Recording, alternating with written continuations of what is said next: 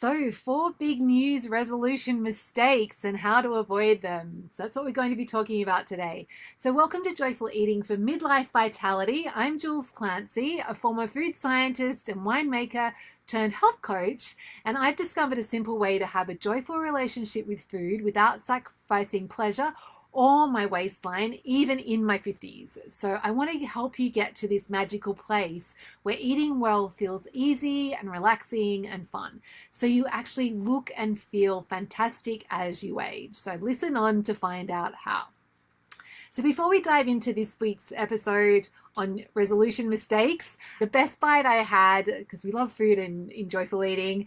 So most weekends we have steak, usually not every week, but often we will have steak. We mix it up. And so on the weekend, my Irishman cooked a T-bone steak that had been aged and cooked it we've got a charcoal barbecue.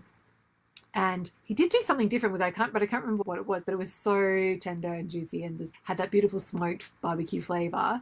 And then we served it with a Caesar salad, so cos lettuce that I'd grown in the garden. And then my Caesar dressing is really easy. It's just mayonnaise and Worcestershire sauce and then like heaps of parmesan on it, and I think I did some roasted almonds as well. Then we had the steak with mustard, and it was just so much good flavor in one meal. It was just, yeah, delicious. That's why we have it so often.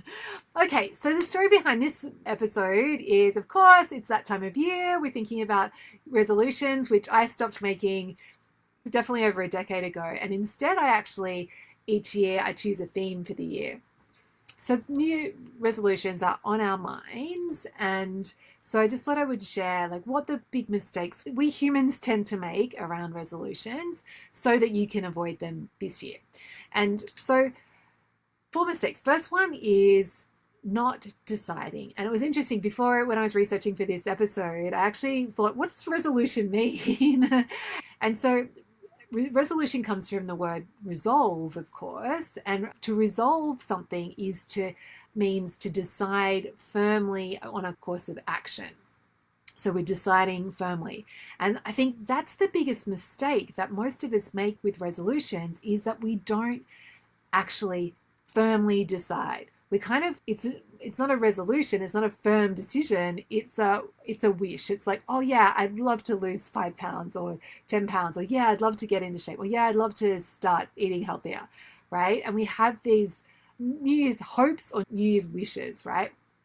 And so of course, when we don't have a strong decision to make that change, as soon as it starts to feel hard, as soon as it starts to feel a bit wobbly, as soon as we disappoint ourselves a little bit, we give up. And that's why people start out strong at the gym, but then by the end of January, like everyone's gone back to their old way. I think it's really helpful to understand that it comes from this lack of deciding. Because I want you to think about in your life something that you have changed, and it started with like that, what set in motion for that aspect of your life to change, it started with a decision. So like when I quit smoking, that was in my 20s, I decided, yep, I'm done with smoking. I need to stop this. Otherwise I'm going to be an old lady with a fag hanging out of her mouth.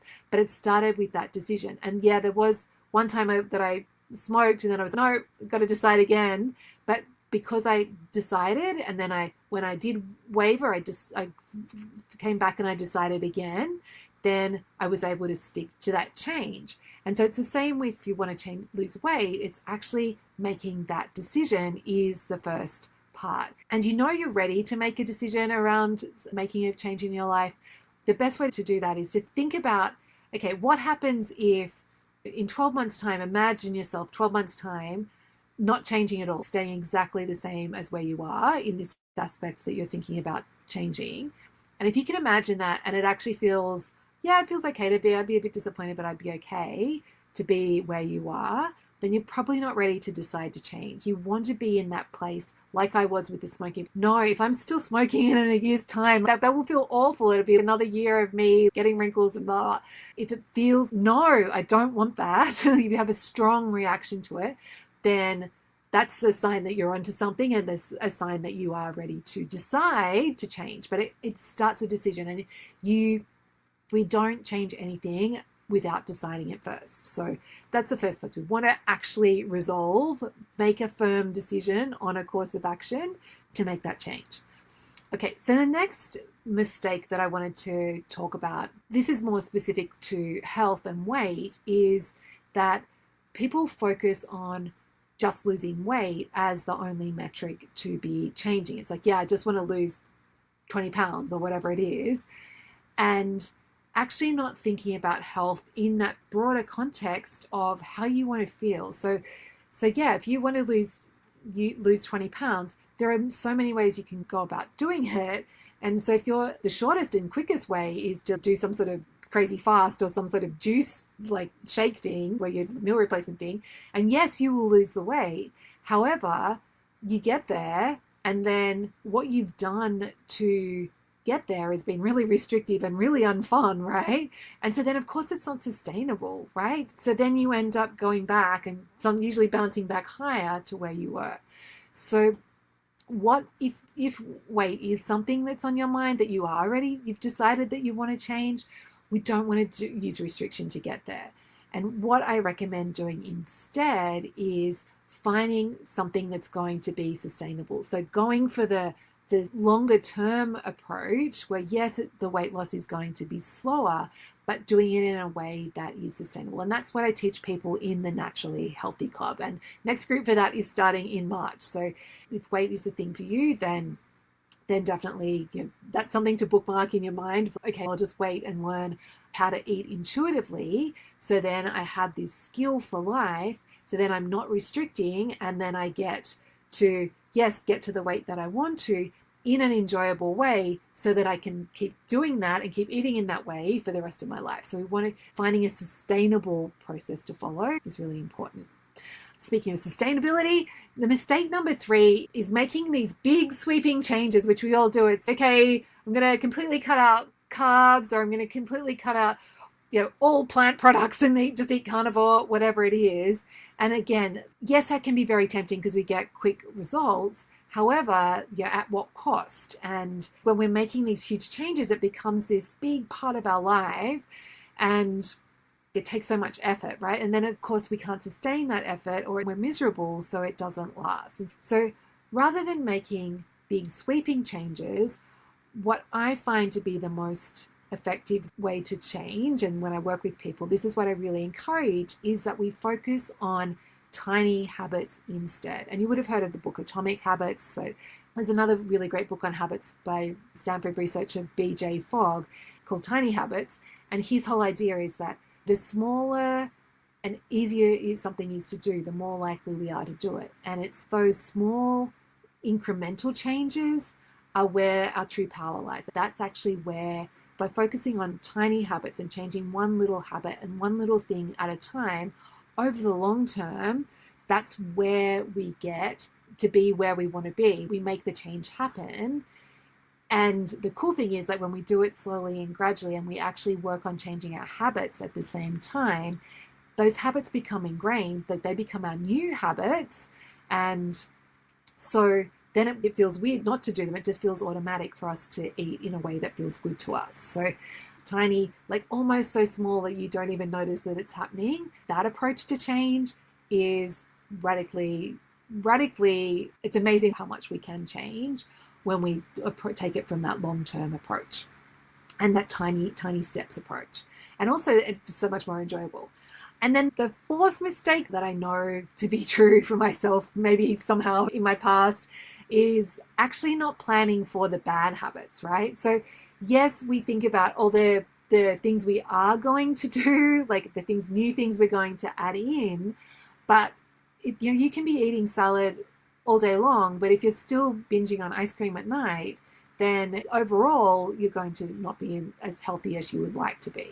So it's addressing those bad habits and actually changing them, and actually removing or reducing the bad habits can sometimes be the key that unlocks us actually getting where we want to go. So focusing on removing or reducing, or I like to think that it's reprogramming bad habits, is something that we don't think of with resolutions.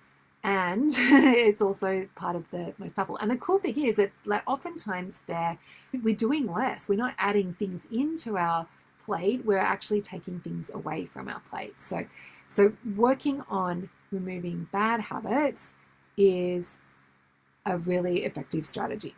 So that's our 4 mistakes I wanted to bring to your attention. And then a bonus tip as well is whenever there is anything that you want to change about yourself, actually doing some work around coaching yourself and learning to change your identity, it makes the change much easier to do. So if you want to, so say currently you don't see yourself as someone who cooks and you see yourself as someone who just orders whatever and you eat a lot of processed food, and you want to become someone who eats like healthy food, at the moment when you decide to change, that's great. But if you keep seeing yourself as someone who hates cooking and feels cooking is a chore, then that's going to be very hard for you to become this naturally healthy person who takes good care of themselves and makes nourishing meals, right?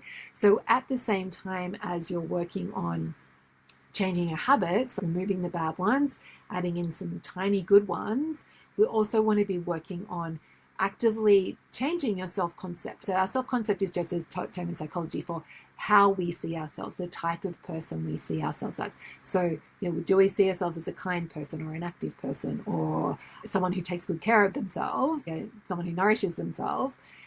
So that's really a key, is doing some work around that as well. And having a mantra of who it is that you're becoming is my bonus tip for you, is actually deciding who is this new person that I'm becoming? And giving them a persona. So it might be naturally healthy, Jules, or it might be, naturally healthy is a good one. And thinking about them, making decisions from what would the naturally healthy version of me do in this situation? And that's a way that we can start to see ourselves in that different way. And of course, there are other things that we can do as well, but that's a nice stepping stone to this. So if you're feeling resolute and you're ready about deciding to make 2026 your year of health, then I would love you to come and join us in Joyful Cooking for Natural Vitality. So it's my 6-month coaching program that walks you through my easy, proven process. So you learn to cook without recipes, and at the same time, we build good food habits and also breaking, or I like to think of it as reprogramming the bad habits to support you being the healthiest you can be in terms of your body, your brain, and of course your gut as well. And so when we work together, you're going to embed those tiny sustainable habits to become a naturally healthy, intuitive cook who enjoys more good quality protein and veggies with a lot less effort. And so through gentle repetition over time, over 6 spacious months, these habits become second nature as you naturally enjoy youthful vitality and improve all the areas of your health, because we know that nutrition has a huge impact on all aspects of our health, right? Plus, you're also going to minimize disease risk for decades to come. So after 6 months, there's a long list here of the things that you can expect. So you're going to look and feel good for your age. So thicker hair, clearer skin. You're going to be able to pull together quick, nourishing meals without recipes, so your waistline and your brain feel better. You're actually going to want to cook healthy meals even after terrible days, because it's going to feel so easy to do that, and your taste buds will be changing. You'll be able to use what's already in your fridge, so you're going to have less waste, more savings. You'll balance your hormones and improve mood, and that's something that I've been working on over the last couple of years, and making some tweaks to my habits and what I've been eating has really helped with that. Clearing brain fog, so more of that like walking into a room and forgetting why you went there. It's going to reduce cravings, so if that's something you experience. It'll strengthen your immunity, because there's a huge link between gut health and immune systems, so you're going to be sick less often. It'll improve your sleep.